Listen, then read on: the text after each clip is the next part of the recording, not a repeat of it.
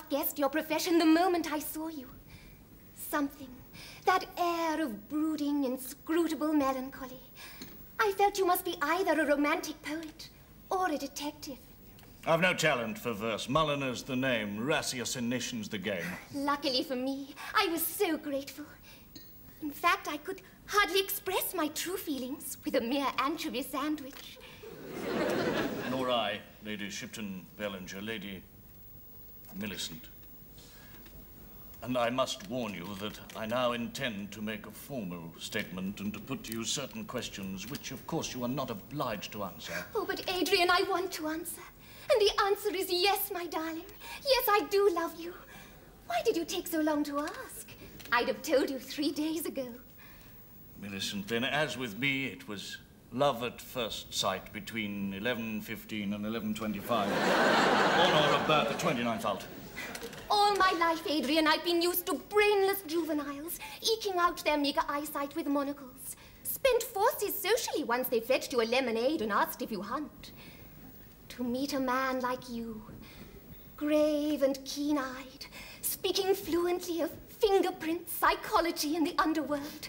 Oh, what effect do you think it had on me? Yes, pretty stupendous, I should imagine. So I can take it, can I, that we are engaged? You can, my dearest. But for me, it can never be.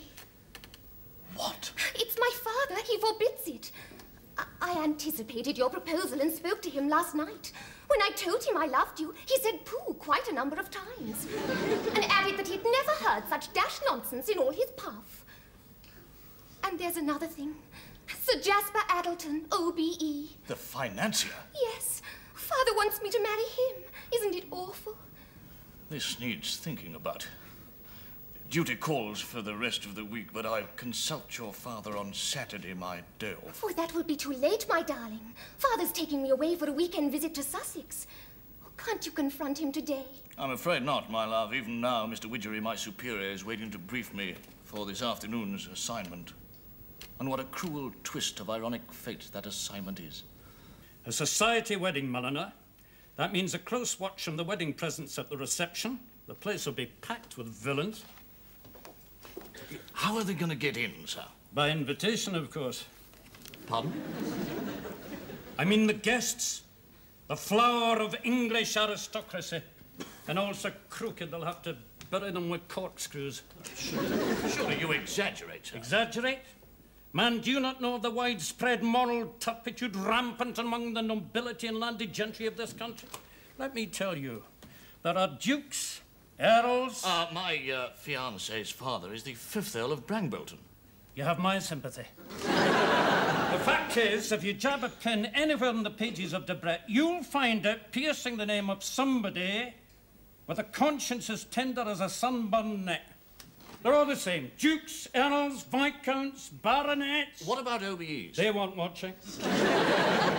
My fiancé's fiancé is a baronet and an OBE. Your fiancé's what? Yeah, the engagement is somewhat unilateral at the moment. See what I mean? Devious, the lot of them. No, cut yourself well out of it, laddie, and get back to duty. Off to that reception. But try and brighten up a bit first, man. You've the face of a pallbearer that heard bad news 10 years ago and never got over it. Some people call it an air of brooding, inscrutable melancholy. Yes? Well, I call it an air of something the cat dragged in. I suppose you think it's evidence of a great soul. Actually, it's evidence of chronic dyspepsia, sir. I've suffered with it since I was a child, and it's been getting worse since lunchtime. Well, do something about it. Go to the reception glowering like that, and any fool could tell you're a detective.